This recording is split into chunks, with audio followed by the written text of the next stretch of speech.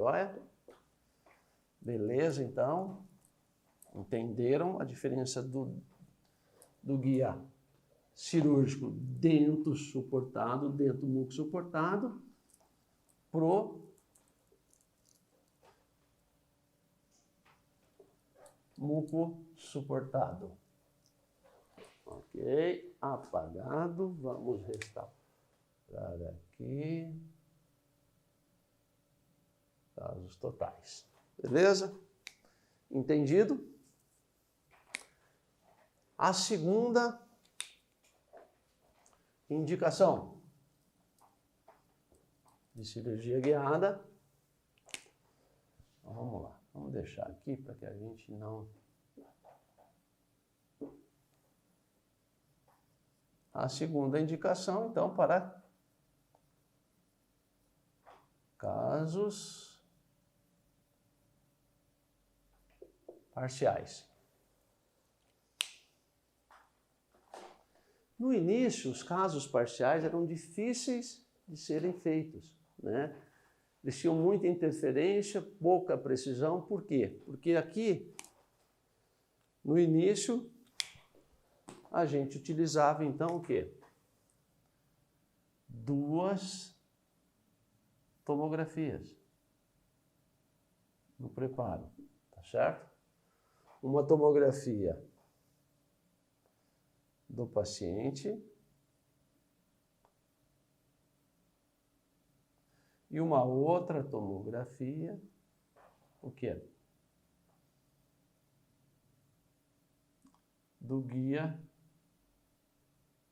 cirúrgico em posição. Então, eram 2 tomografias. E esse guia cirúrgico aqui, ó, no início, era como se fosse uma placa oclusal. Utilizávamos resina. Então, era feito todo com 2 tomografias. Depois, quando você recebia o guia, esse guia muitas vezes ficava com interferência. Depois que a gente começou a utilizar, surgiu o conceito que, devido a isso aqui, ó, a essa, vamos dizer assim, ó, vou colocar aqui em cima, tá? Devido a essa dificuldade de verificação da adaptação, surgiu o conceito, então, o quê? Que é utilizado até hoje, das janelas de inspeção.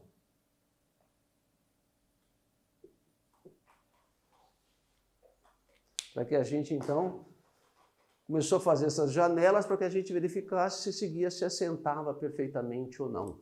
Tá certo? Então, é do passado isso aqui. Hoje, né, a gente não usa... Então, deu para entender da onde surgem janelas de inspeção. E hoje, né, mesmo hoje, a gente não deve fazer uma cirurgia ou receber um guia cirúrgico para casos unitários e parciais sem janelas de inspeção. Por quê? As janelas de inspeção é que certifica que esse guia tem um perfeito assentamento. Apesar que hoje, né, no passado eram 2 tomografias. Hoje o que a gente utiliza para casos parciais é o quê? Qual é a diferença? Hoje, a gente utiliza tomografia com arcos afastados e o STL, né? Para que a gente possa jogar isso para dentro de um software e fazer o planejamento. Então, hoje, a precisão que nós temos nos casos parciais e unitários é muito superior que no passado. Por quê? Porque no passado a gente utilizava 2 tomografias, tá certo? Tomografia do paciente e a tomografia do guia cirúrgico, né, em posição, que era como se fosse uma placa oclusal, ele era feito de resina. Então a adaptação na superfície oclusal não era boa, né? Aí depois que a gente passou por essa fase, veio o conceito de janelas de inspeção aqui ainda, para checar o assentamento desse guia, né? E depois os softwares evoluíram, então foi feito o quê? Como é feito hoje esse planejamento? Através do DICOM de uma tomografia, que é feita com arcos afastados, tá certo? Para que não tenha interferência, e o STL, que pode ser obtido tanto do escaneamento intraoral, quanto, vamos dizer assim, de uma técnica de moldagem bem executada, um modelo, e o escaneamento desse modelo com um scanner de bancada. Deu para entender, então, que casos parciais, a diferença do início para hoje, tá? Então, volto a dizer, não devemos utilizar a técnica de cirurgia guiada em casos unitários e parciais sem a realização de janelas de inspeção. Por quê? Porque mesmo aqui, na obtenção do STL,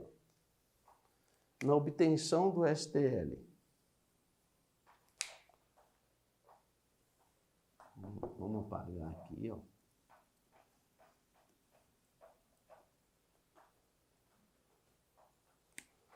Na obtenção do STL. Então é o que? É DICOM, a tomografia com arcos afastados, mais o STL, né? Hoje. Na obtenção do STL, você pode o quê? Ter distorção. Tá vendo? Ah, como é que eu posso ter distorção, mas o STL é tão preciso? Então, mas a gente tem duas maneiras de obter o STL. Pode ser através, escaneamento intraoral, ou 2, do escaneamento extraoral, que é o quê? De um modelo de gesso. Ok? Então, nós devemos ter as janelas de inspeção, por quê? Porque a gente pode ter erro aqui na obtenção do STL. Ah, mas o escaneamento intraoral é tão preciso? É preciso, mas depende o quê? Da calibragem, do tipo de scanner que você tem, né, do modelo do seu scanner, da calibragem desse scanner, se você respeita a sequência de escaneamento, né? Ah, mas você acha que isso é importante? Isso é importante. Eu tenho um scanner aqui e a gente já teve problemas com isso, né?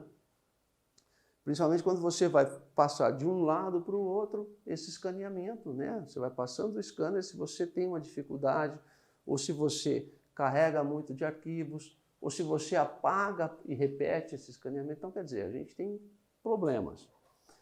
Aqui, para a gente obter, então, o escaneamento extraoral, a gente tem que obter um modelo de gesso, para que esse modelo de gesso, então, seja escaneado, ok? Para se obter o STL. Então, aqui, o que que acontece? A técnica de moldagem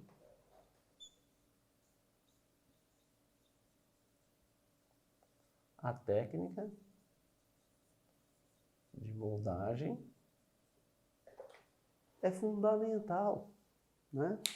Ah, mas todo dentista sabe fazer uma moldagem. Depende, é relativo, né? Moldagem, a gente é treinado para fazer moldagem com alginato. Nada contra alginato. Quem usa e quem sabe usar e quem tem bons resultados, né? Mas aqui, para que a gente tenha precisão no modelo, a gente tem que usar o quê? Um silicone, de preferência um silicone de adição, né? Que a gente tem o quê? Menos distorção, melhor resultado. Ponto. Isso não sou eu quem falo, isso são as pesquisas que falam, né? E está aí para todo mundo que quiser comprovar, né? E quando você vai fazer uma técnica de moldagem para obtenção de um modelo, para obtenção do STL para a cirurgia guiada, você tem que tomar muito mais cuidado. Por quê? Se você não faz a eleição do material de moldagem adequado, você não pode fazer isso com alginato e nem com silicone de condensação. Por quê? Senão você vai ter distorção. Aí quando você recebe o guia cirúrgico, esse guia vai vir o quê? Desadaptado. E ele vem desadaptado, você perde o quê? Perde em precisão, perde em segurança. Aí você vai falar, você vai pensar, nossa, mas esse guia não está adaptando, o que houve?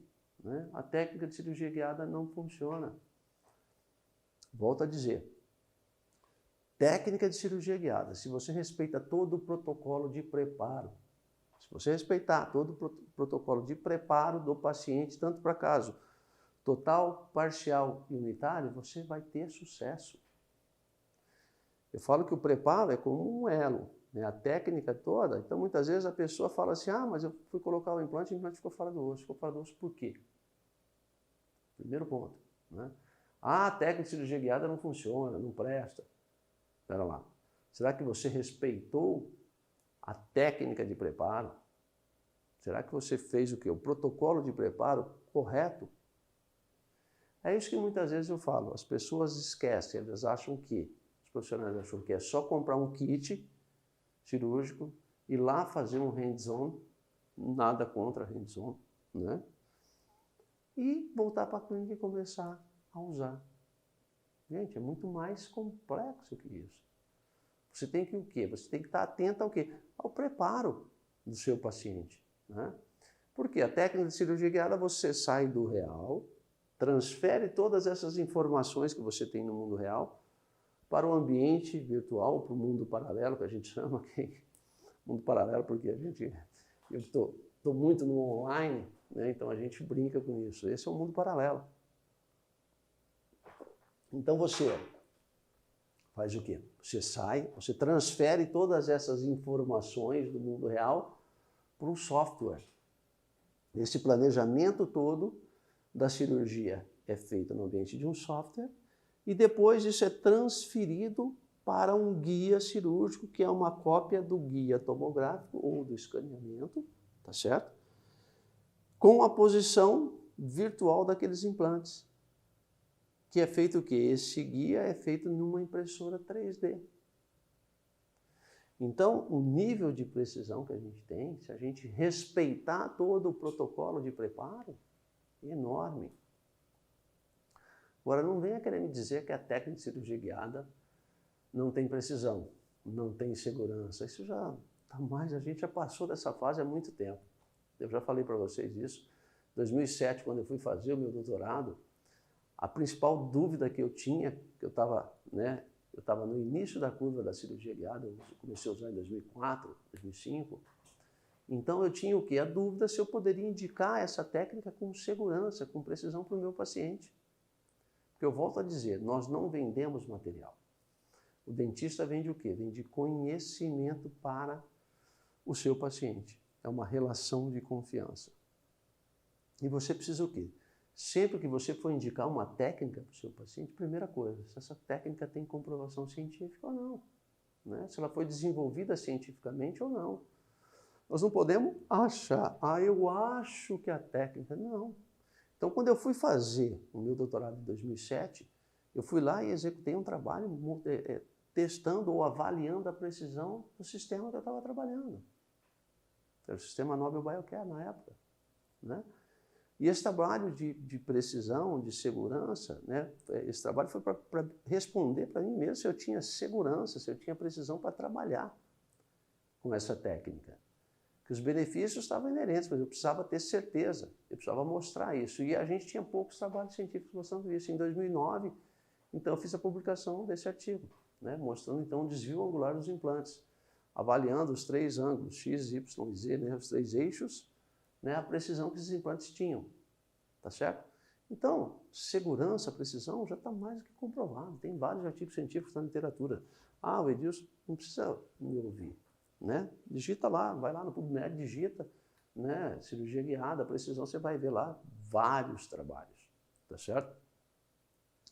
Mas para que você obtenha essa precisão, essa segurança, essa previsibilidade, você precisa o quê? Respeitar o protocolo de preparo. Se você não respeita o protocolo de preparo, provavelmente você vai ter insucesso, não é? Você não vai conseguir executar o quê? A técnica adequadamente. Então, nós temos que respeitar o protocolo de preparo. Então, num caso como esse, né, parcial, que eu estou falando para vocês da indicação de casos parciais, Então, se você, aqui, ó, você pode, então não, eu volto a dizer, não usar um guia cirúrgico sem janela de inspeção para que você possa ver o quê? Se esse assentamento está correto ou não, né? Mas esse vai ser um ponto que a gente vai falar numa outra aula, que é um ponto muito profundo, senão a gente vai desviar muito, tá ok? Então, você precisa do DICOM e de um STL. O STL pode ser obtido de duas maneiras, através do escaneamento intraoral.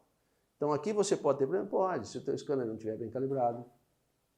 Se você não souber a técnica de escaneamento, ou não respeitar o protocolo de escaneamento, tá certo? Né? Outra maneira de você obter o STL, através do escaneamento extraoral, né? Fora da boca. Então você precisa ter o quê? Precisa ter um modelo de gesso para que um scanner de bancada faça esse escaneamento, tá certo? E a gente obtenha o STL. Então aqui muitas vezes, alguns profissionais discutem aqui qual é que a gente tem melhor, né? Qual o melhor resultado? Eu acredito muito que no scanner intraoral eu tenho o melhor resultado. Por quê? Porque aqui eu dependo, para obter um modelo, da técnica de moldagem, né? A técnica de moldagem, quando eu falo, a gente depende do quê? Da inserção, né? Então você, primeiro, escolha do seu material. Você não pode usar um alginato e um silicone de condensação. Por quê? Porque você vai ter maior distorção. Se você tem maior distorção, você tem menos precisão, tá certo? Na obtenção do modelo, e aí o seu modelo vai ser escaneado pelo scanner, né, extraoral, um scanner de bancada, e você vai ter o quê? Um STL distorcido. Tudo bem? Tudo ótimo. Se você detectar isso aqui, então muitas vezes é o quê? Quem é que faz o planejamento da cirurgia guiada? Uma central de planejamento ou o próprio profissional. Eu já disse a vocês em outras aulas que eu não faço os meus planejamentos, apesar de eu ter 2 softwares de planejamento aqui na clínica, né? Eu não faço. Por quê? Porque no início da técnica eu fazia. A gente perde muito tempo. Você deixa de ser o quê? Dentista, e vai passar a ser planejador, né? Então você tem a curva de aprendizado do software. Tá tudo certo. Tá tudo bem. Se você quer fazer o seu planejamento, tá tudo certo. Eu já passei por isso e estou dando a minha experiência a vocês. Não vale a pena. Porque se você tem uma central de planejamento que executa muito mais planejamento do que você, né? Então é muito mais fácil que você ter uma relação, né, comercial e científica. É lógico que não é qualquer central de planejamento, você tem que ter uma central que você tenha confiança no profissional que vai fazer o planejamento, você tem uma boa relação comercial e que te atenda, né? E aí como é que as centrais trabalham hoje? Elas fazem, você encaminha DICOM e STL, e elas fazem o planejamento, né? Fazem muitas vezes em conjunto. Se você, eu quero fazer o meu planejamento, eu não uso cirurgia guiada porque eu que quero fazer. Gente, isso é besteira, né? Então você escolhe uma central de planejamento, a gente tem boas centrais de planejamento dentro do Brasil, tá certo? Eu já disse a vocês que eu utilizo aqui dentro do Brasil 4 centrais, tá certo? E uma fora, né? Então é só você ter uma relação comercial, científica e de confiança. Mas eu quero, tá bom, você marca, tem central que você marca o horário e ele faz lá via Skype, né? Ou ele te manda um filme antes, umas imagens antes, você avalia e verifica se é aquilo que você quer, se é aquela posição de implante que você quer. Se não é aquela posição, você solicita as mudanças, tá certo? Então aqui, gente, olha, no escaneamento extraoral para obtenção do STL, técnica de moldagem é importante, material de moldagem é importante, o gesso que vai ser vazado desse modelo é importante. Então, sempre utilizar o quê? O guia cirúrgico com janelas de inspeção para que você possa ver o assentamento, né? E aqui, quando você tem a distorção do STL, se você tem uma central de planejamento séria, ela vai te avisar, olha, Edilson, aqui o STL não está casando perfeitamente com o DICOM. Você vai ter problema, então vamos repetir. Agora, se é uma central que não sabe, que muitas vezes nem percebe essa imprecisão, ela nem te avisa. A hora que você recebe o teu guia aqui, você não consegue adaptar. Aí, o que acontece? A técnica de cirurgia guiada não presta. Mas o problema está o quê? No preparo do paciente. Então, a gente tem que respeitar o preparo do paciente. Então, tranquilo, deu para entender, né? Casos parciais e esses cuidados. Beleza? Então, a gente está falando aqui só de indicação.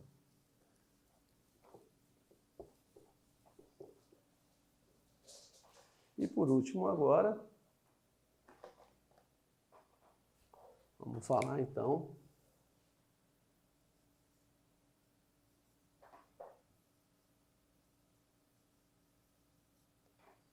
de casos unitários, tá certo? Então aqui casos unitários, tá certo? É a mesma sequência de evolução dos casos parciais, tá joia? Então hoje a gente tem muito mais segurança. Os cuidados são o mesmo que os casos parciais, tá certo? Técnica de preparo.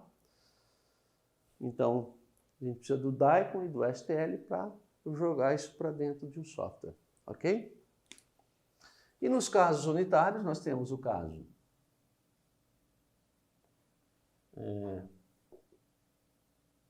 eu vou classificar aqui como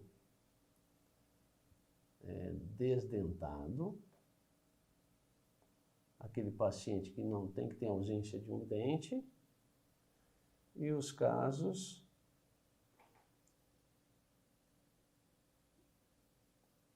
de extração. Né? Então, casos unitários, ele é indicado para paciente desdentado e casos de extração e colocação de implante. Tranquilo? Aqui, principalmente em casos estéticos, casos de incisivo central, né? Que é muito, muito difícil. Então, eu vou separar aqui essas duas indicações, tá certo? No desdentado, ainda a gente tem o quê? Paciente que tem espessura óssea e aqueles que necessitam o quê? Que não tem espessura óssea, né? Esse paciente que tem espessura óssea pode ser feito o quê? Vamos jogar para cá, ó, para o quadro, para a gente ter espaço. Paciente que tem espessura óssea pode ser tanto com retalho, quanto sem retalho. Olha só. Então, o paciente tem espessura óssea para a instalação do implante no melhor posicionamento tridimensional, né? Mas ele tem uma depressão no volume gengival, né? Então necessita o quê? De enxerto gengival. Então você vai fazer o quê? Uma cirurgia com retalho, enxerto gengival, né? E a colocação do implante. Ai, Edson, pelo amor de Deus, né? Se eu vou fazer retalho, então eu já coloco o implante a mão livre. Gente, então volto a dizer, olha lá, a gente tem que quebrar esse paradigma, né? Cirurgia guiada não tem nada a ver de ser somente sem retalho, tá certo? Sem sangue, sem dor, sem corte, isso é conversa, não é isso, não são essas as vantagens, não são esses os benefícios, tanto para o profissional quanto para o nosso paciente, né? Num caso como esse, principalmente é o quê? Posição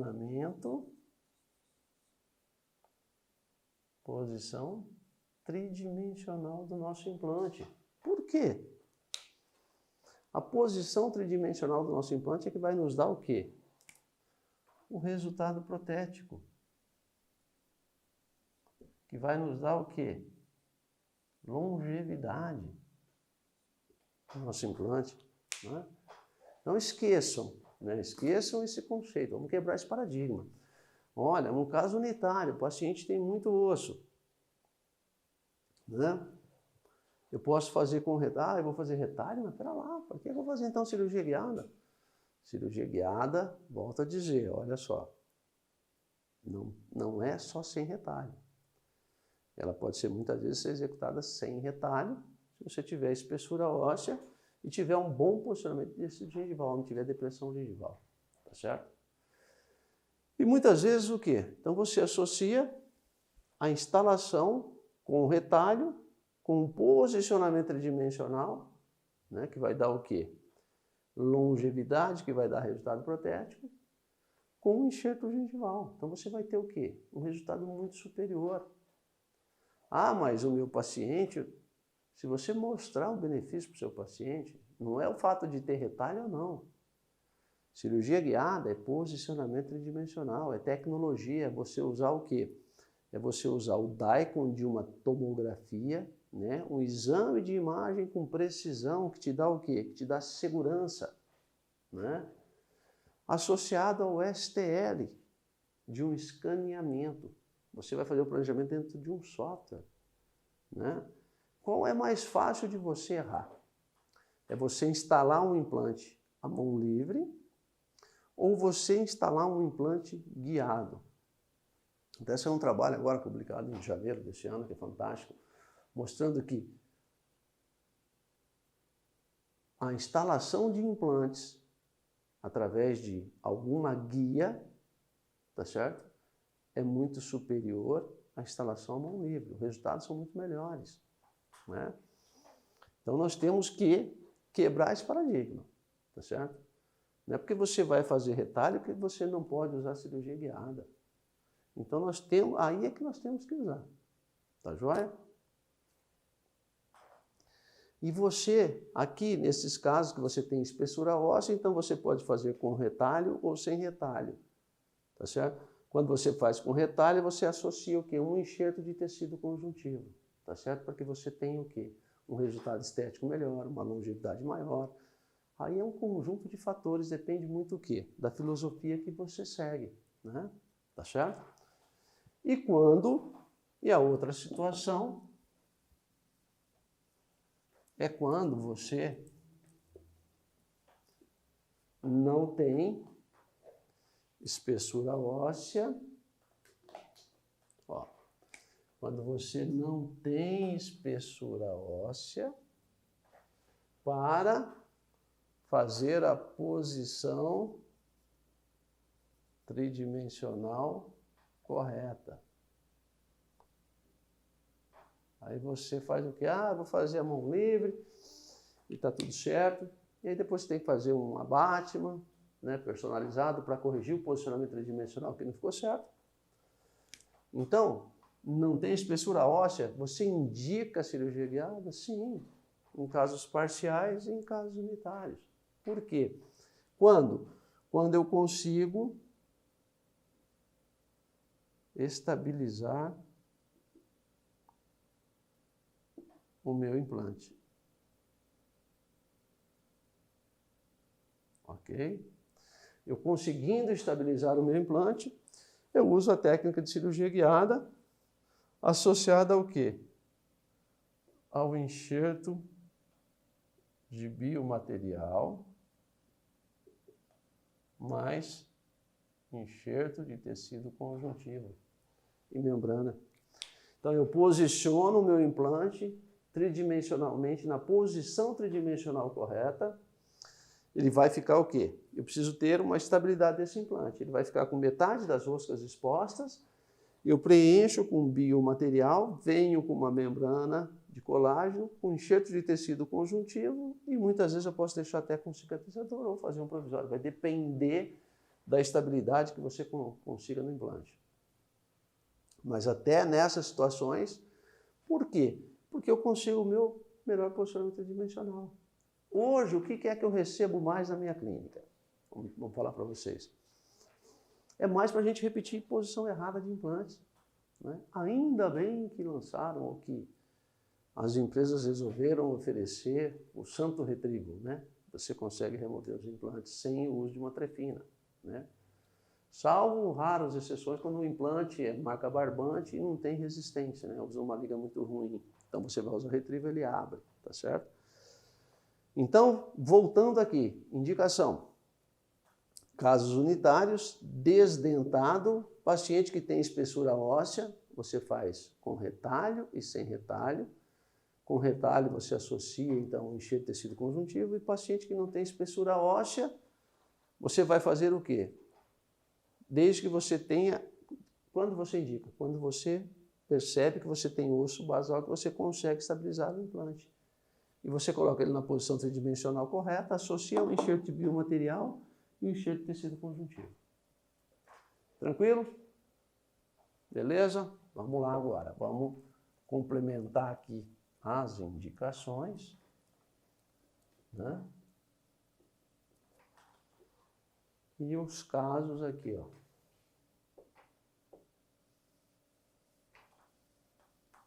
Ó.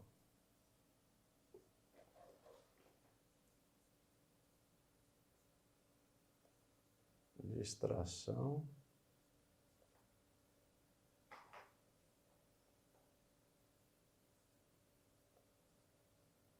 E colocação de implantes. Aqui, essa eu acho que ela ajuda muitos profissionais hoje. Porque hoje, eu acho que um dos implantes mais difíceis de serem feitos são essa situação, ó, de extração e colocação de implantes. Pode ser casos anteriores e casos posteriores. Isso aqui é indicação, né? Hoje, em vez de você extrair um dente, esperar cicatrizar para depois colocar implantes, né, não tem mais sentido. Mas se você adapta essa filosofia, está tudo certo, está tudo bem. Se você faz extração do dente e faz a regeneração óssea guiada com biomaterial, enxerto de tecido conjuntivo, aí eu te faço uma pergunta. Por que já não instalar um implante, então, nessa mesma sessão? Né? Se você não faz isso, acho que você tem que pensar, né? Tem que pensar nessa situação. Eu hoje, como é que eu conduzo os meus casos de extração e colocação, tanto anteriores quanto posteriores? Eu extraio o dente, faço o quê? Biomaterial, implante conjuntivo. Em casos anteriores, sempre um provisório, né? Provisório imediatamente, que é muito importante para a gente fazer a manutenção dessa arquitetura gengival, dessa estética. Em casos posteriores, quando eu não consigo uma boa estabilidade do meu implante, eu não faço o provisório imediatamente, mas eu faço aqui um cicatrizador personalizado, tá certo? E aqui eu acho que, ó, na minha opinião, principalmente nos casos anteriores, que extração e colocação, em que a posição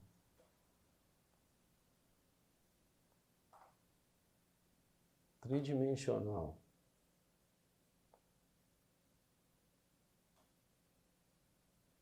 do implante é fundamental para que a gente tenha o quê?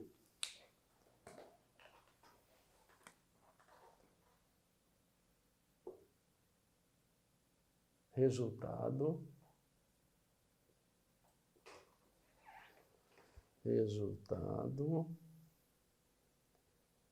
protético.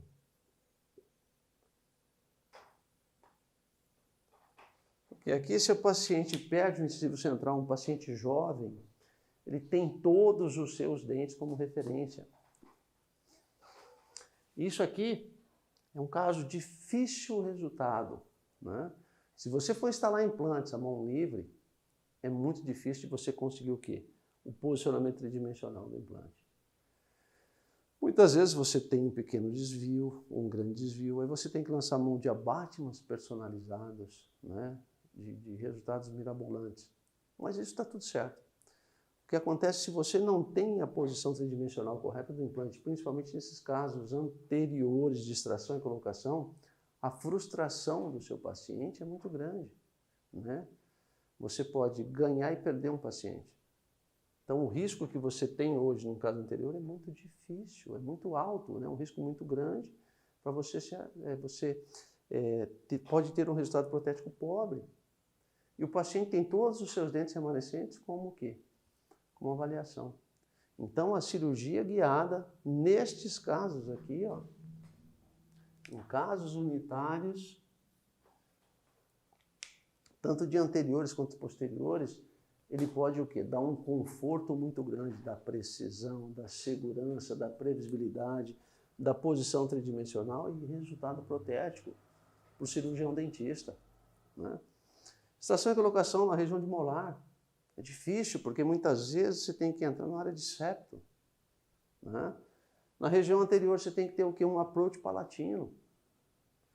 Então, nesses casos principalmente, né, de extração e colocação, hoje a cirurgia guiada ela vem para nos ajudar e nos traz muitos benefícios, né? Vocês nem imaginam tanto, tá certo?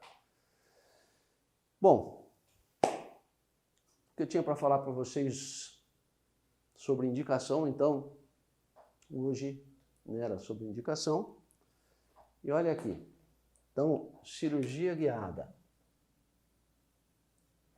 Ela é indicada praticamente hoje para todos os casos, vamos fazer uma recapitulação, né? Casos totais, casos parciais e casos unitários.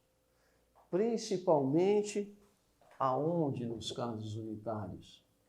Nos casos que são de maior dificuldade de resultado protético, que são os casos anteriores. Isso aqui traz o quê? Muitos benefícios para nós, os profissionais. Então, você muitas vezes tem o quê? Você sofre mais para extrair um dente, né, do que para colocar o implante, mas não é para colocar o implante de qualquer maneira. É para colocar o implante na posição tridimensional correta, que é o que vai nos dar o quê? Longevidade, que é o que vai nos dar o quê? Resultado protético. Imagine uma situação de extração e colocação de um dente anterior. Então, você tem lá um paciente, você executa a técnica convencional, e está tudo certo, se você se sente seguro, se você tem precisão, se você tem resultado protético, está tudo certo, né? Aí você recebe uma paciente dessa, uma menina jovem, bonita, sorriso alto, e teve uma reabsorção radicular, por uma ortodontia ou por qualquer problema, uma fratura radicular, e você tem o quê? Ela te procura, aí você se sente o quê? Inseguro, fala, poxa, mas nossa, essa menina é muito bonita, eu vou fazer esse implante, mas gera insegurança. Você fala, poxa. Aí você tiver, vamos dizer assim, humildade para perceber a dificuldade daquele caso e a possibilidade de problema e indicar o caso para alguém fazer. Mas até para indicar esse tipo de caso é complicado, não é? Porque se você indicar mal indicado, o que vai acontecer? Você não tem um resultado protético adequado. Aquela paciente vai falar, não, mas você me indicou aquele nossa senhora, o que ele fez no meu dente. Tá certo? Então a cirurgia guiada, principalmente nesses casos, ela nos traz muitos benefícios. Tá joia? Então, indicações, casos totais, casos parciais e casos unitários. A gente tem uma gama muito grande, né? Era isso que a gente tinha para falar hoje. Se vocês gostaram, dê um like. Se não gostaram, dê um dislike. Façam um comentário. Se quiserem, as dúvidas podem mandar nas perguntas, eu respondo, tá? Pode me mandar por direct, pode mandar por e-mail, pode colocar nos comentários, tá certo? Vejo vocês no próximo vídeo.